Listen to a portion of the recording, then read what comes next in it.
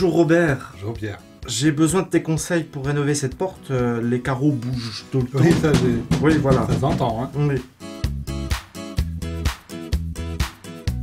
Donc on va faire trois étapes, c'est simple. On va gratter tout le mastic existant. Et ça c'est du mastic à l'ancienne, c'est du mastic à l'huile de lin. Et il ramollit à la chaleur. Donc on va chauffer.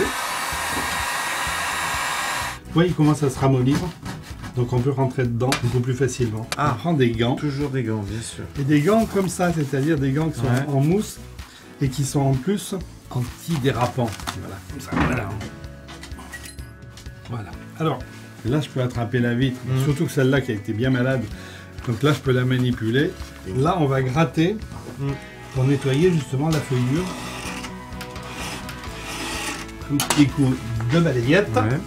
Alors maintenant, on va utiliser du mastic vitrier. Et on va mettre un petit cordon en fond de feuillure.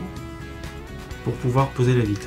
Voilà. Et alors, quand on pose une vitre, il y a deux choses. Il faut qu'il y ait une fixation, une tenue mécanique. La tenue mécanique, elle se fait avec des petits clous qu'on mettra tout à l'heure.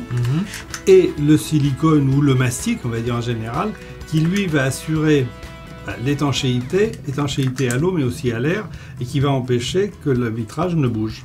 Alors comme c'est toi qui as les gants, c'est toi qui poses la vitre. Voilà. Hein, voilà, parfait.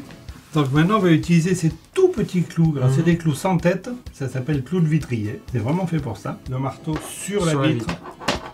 Et on fait glisser le marteau sur la vitre.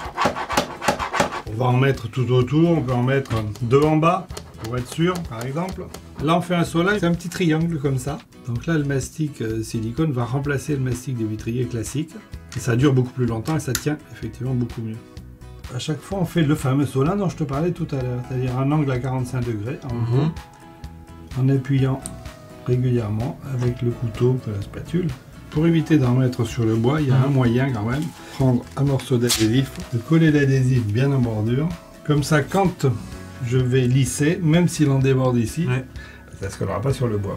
Mais c'était pas si difficile en fait de refaire les vitrages. C'est un petit peu long et c'est surtout très très minutieux. Très bien, je te remercie. Ben de rien.